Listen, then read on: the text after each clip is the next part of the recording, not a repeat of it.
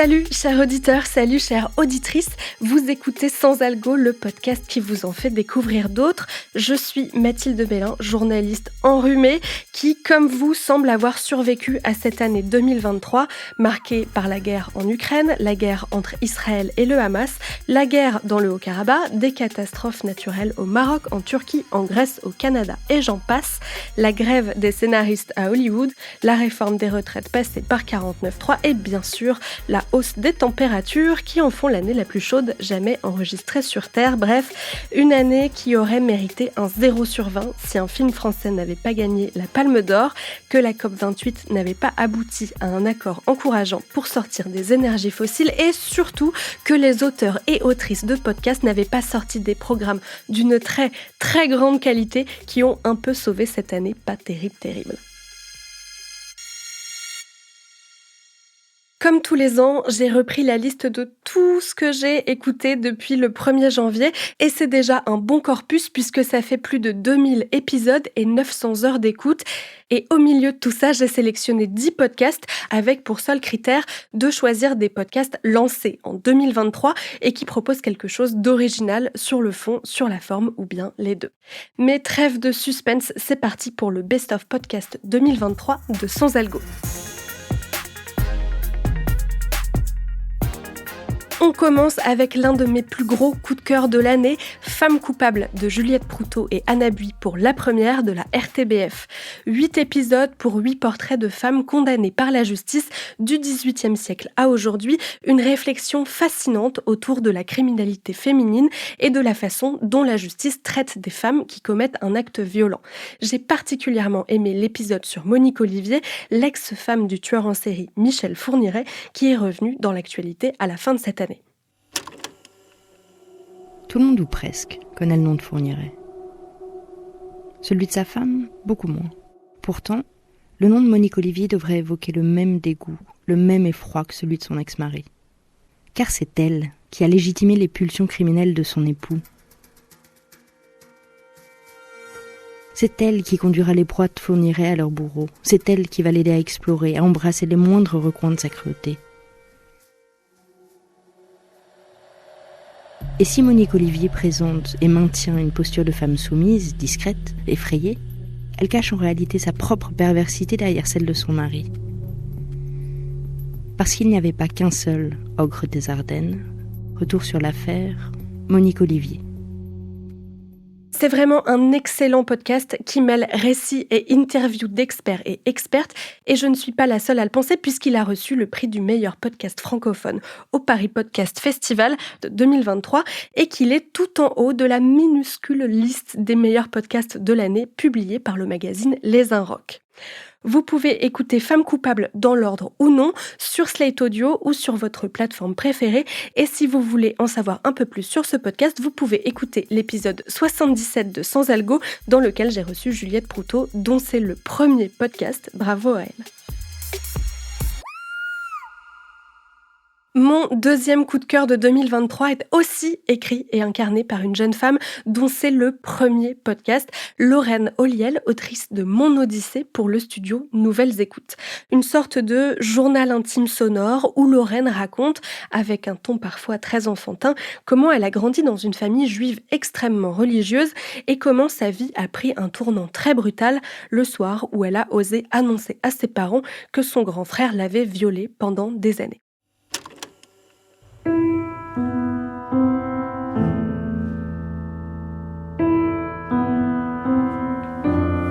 Je fais quelques pas dans le couloir et je rentre dans la cuisine.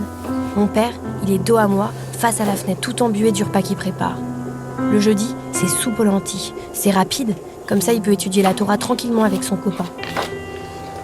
Alors je regarde son reflet embué et je lui dis juste « Papa,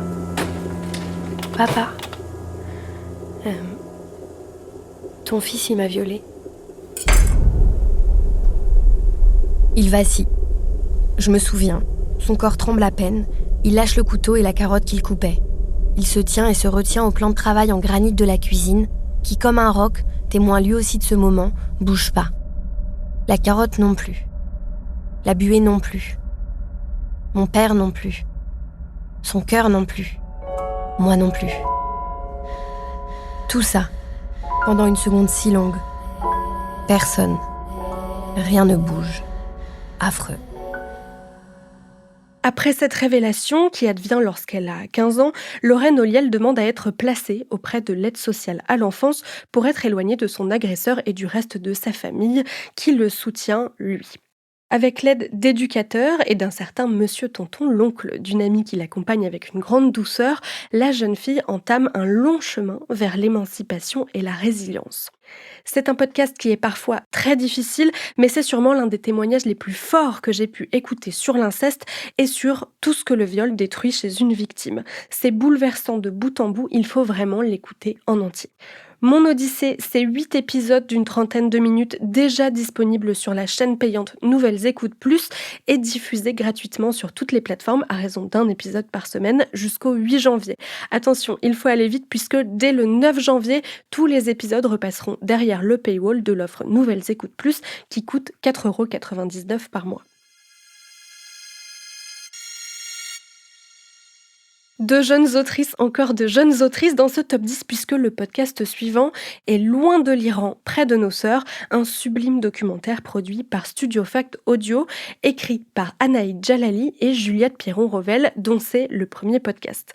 C'est un documentaire difficile à résumer puisque 2 lignes temporelles s'entremêlent, une première en mars 2022 qui raconte le premier voyage des 2 amies en Iran, dont les parents d'Anaïd sont originaires, et une deuxième ligne temporelle qui commence en septembre 2022 après la mort de Mahsa Amini qui marque le début de la révolution féministe en Iran.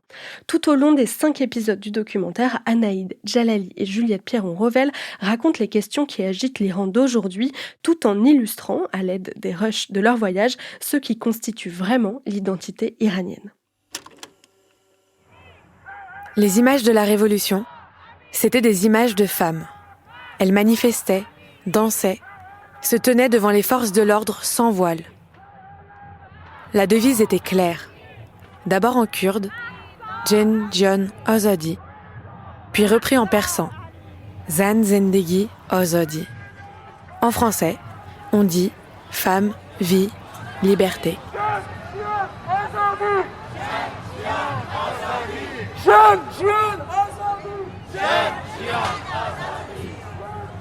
Quand j'ai entendu ces mots pour la première fois, ça m'a traversé le corps. J'ai eu la profonde certitude qu'ils allaient changer le monde. C'est devenu le slogan de la Révolution. Des femmes qui se battent pour la liberté, des hommes qui les rejoignent. Tout le monde scande ces mots, sans distinction de genre.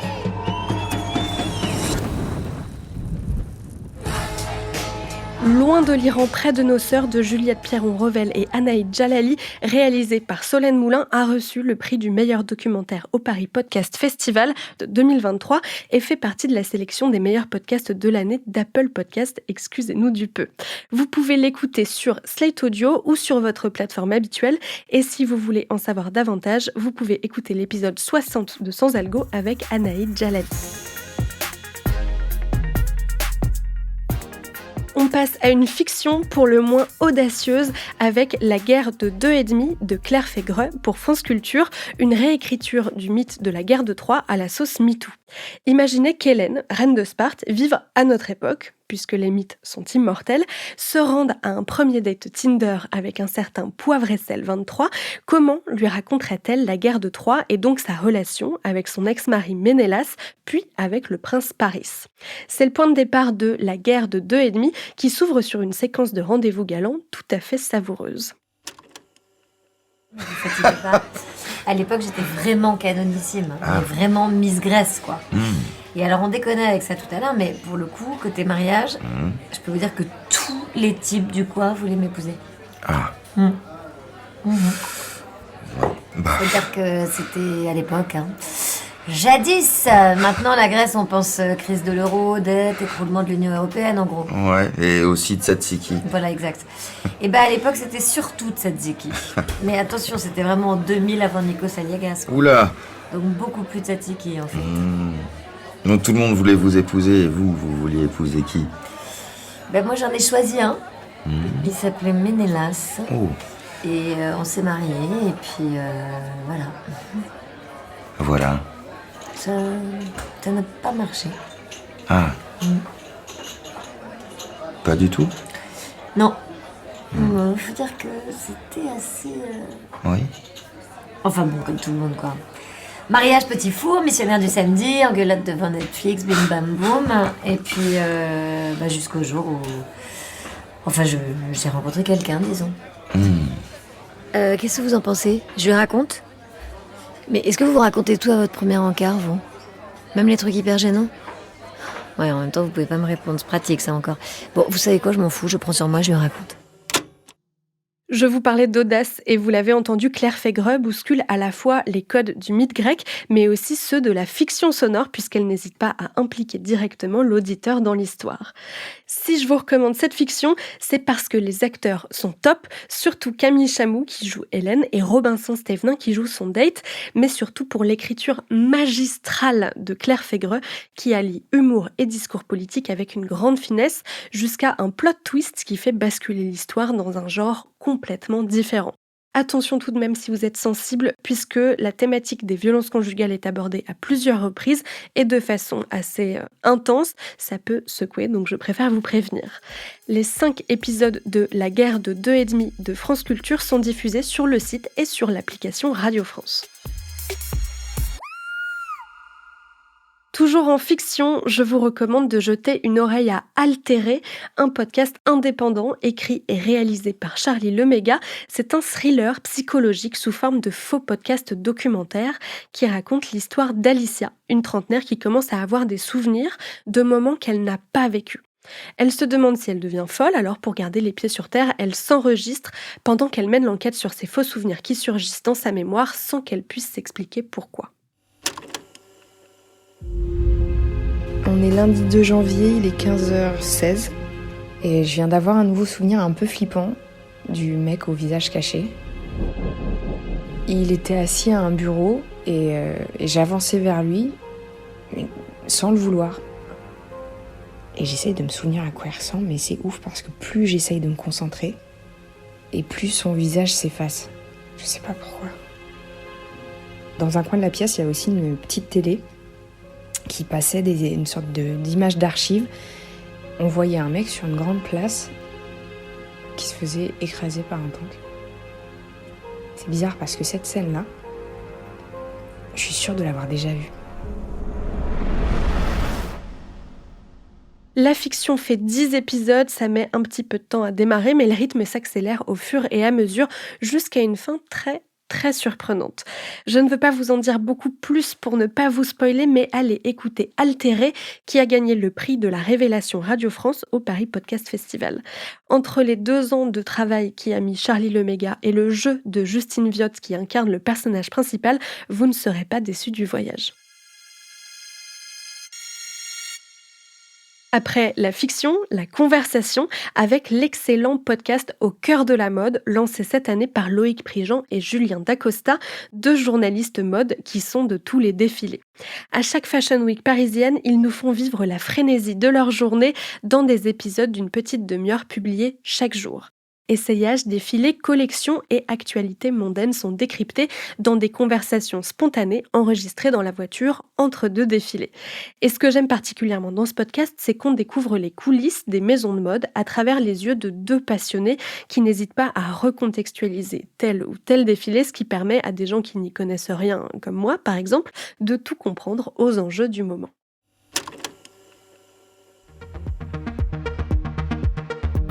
Alors c'est quoi on est le premier jour, c'est quoi les autres enjeux de cette Fashion Week, Loïc? On est excité de voir qui cette saison? Alors, on est excité de voir, je crois qu'on a le même horizon tous les deux. Ouais, oui, je pense, ouais, on est d'accord. Vas-y, on dit en même temps. 1, 2, 3. Anne de Meulemester. Alors, faut expliquer pourquoi. Anne de Meulemester, label mythique belge des années 90, on va dire ça poliment. Enfin, je pense 80, mais 90 surtout, et apogée dans les années 90. Et nouveau créateur qui prend les rênes cette saison, qui est Ludovic de Saint-Cernin. Et on aime beaucoup Ludovic de Saint-Cernin. On a commencé à le filmer très très tôt. On était à son premier défilé, je crois d'ailleurs. Non, on a filmé son tout premier défilé. On l'a même filmé quand on était stagiaire. Oui, c'est ça, voilà, on le connaît depuis un... Stagiaire chez Balmain. On l'a toujours... Moi, j'ai toujours vu là... je crois qu'on l'avait filmé la première fois qu'on l'avait filmé, et apparemment il m'a dit qu'on l'avait filmé devant un défilé Chloé, Tanton l'incruste. Génial. C'est génial comme success story à suivre, ça, des tout débuts, c'est-à-dire dehors, en essayant de s'incruster à un défilé, à reprendre les rênes d'une autre maison aujourd'hui. C'est un peu dément, ça. Et être la mascotte de la semaine, enfin le défilé le plus attendu de la semaine. Ouais, c'est un défilé très attendu parce là justement chez Dior, on vient de croiser des collègues du Figaro et pareil pour eux, c'était un des défilés attendus de la semaine, c'était le Anne de Meulemeester par Ludovic. Si vous voulez en savoir plus sur Au cœur de la mode, je vous invite à écouter l'épisode 58 de Sans Algo dans lequel je recevais Loïc Prigent et Julien Dacosta juste après la diffusion de la première saison du podcast.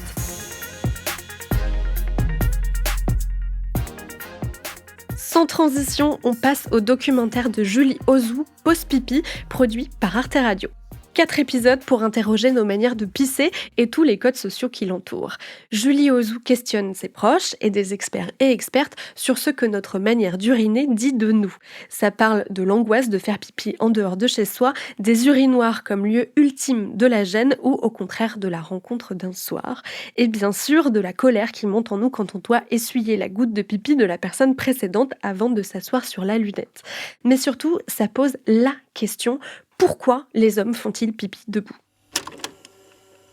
Parce qu'à partir du CP, les toilettes deviennent non mixtes. Il y a 2 toilettes séparées, donc il y a pour les garçons et pour les filles.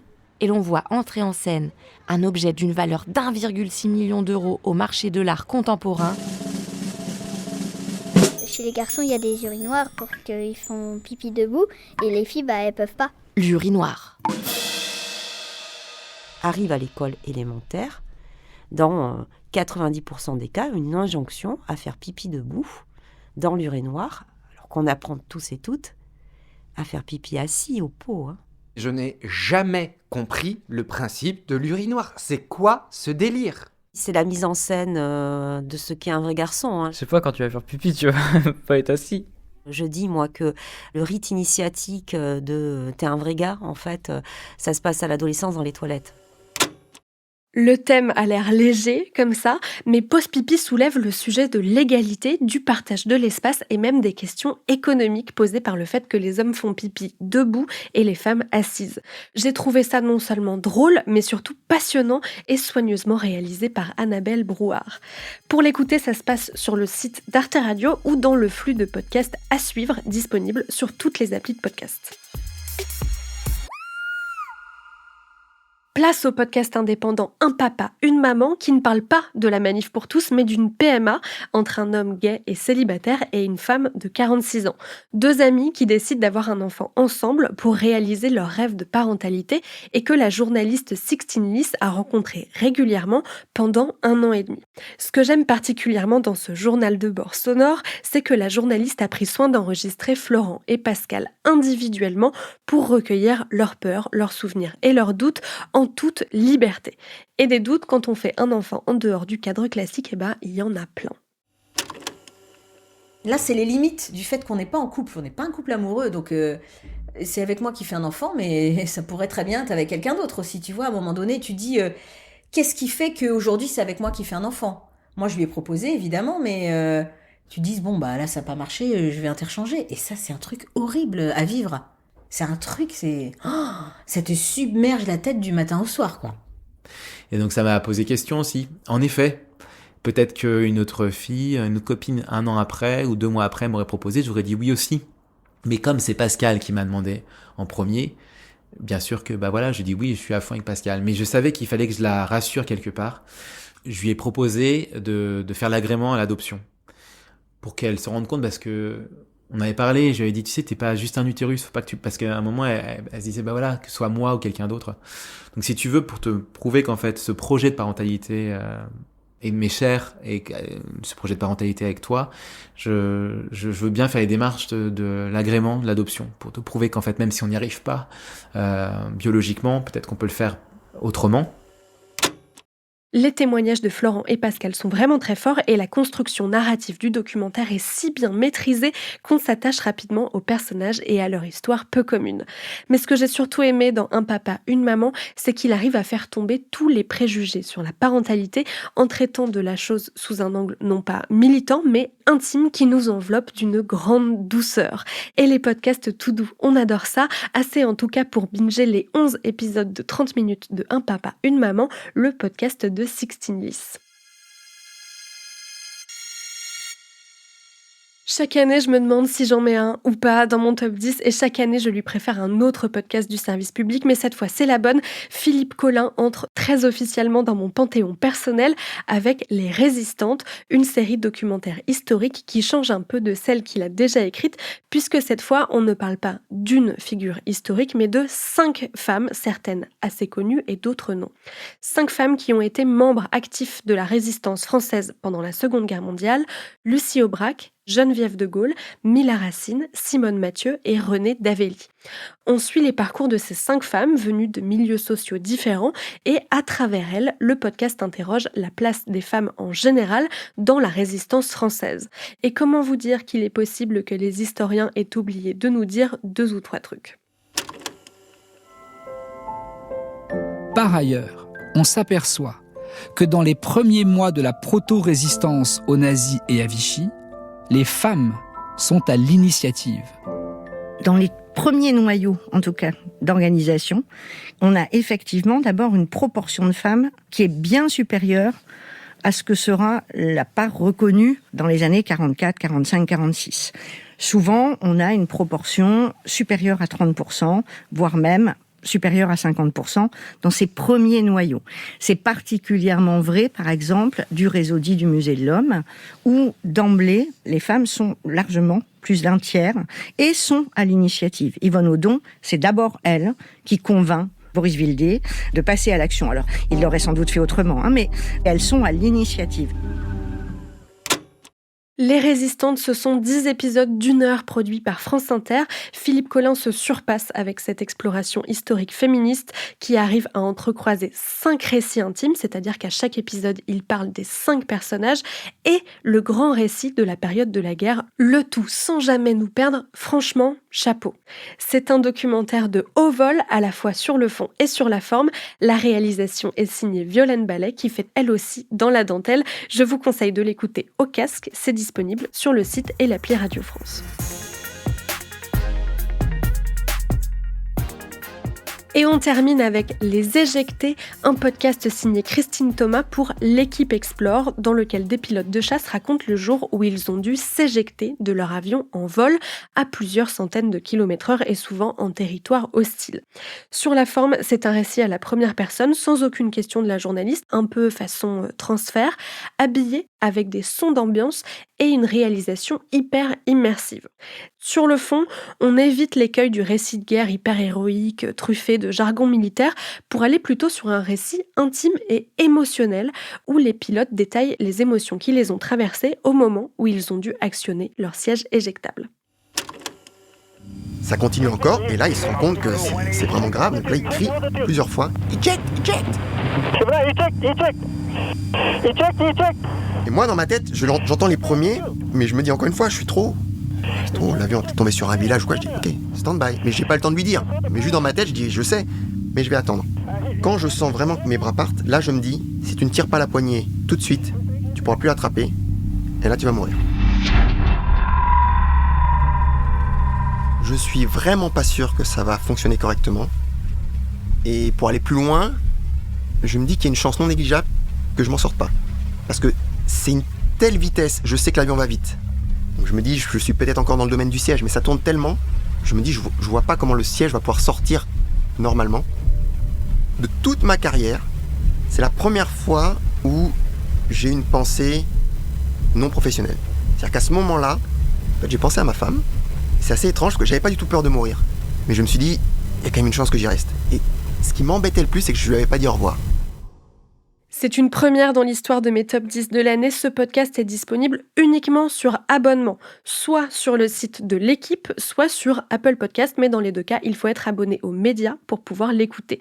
Il y a une offre découverte à 9,99€ par mois sans engagement et le premier mois est à 99 centimes. Ça laisse largement le temps d'aller binger les 2 saisons de 5 épisodes chacune des Éjectés.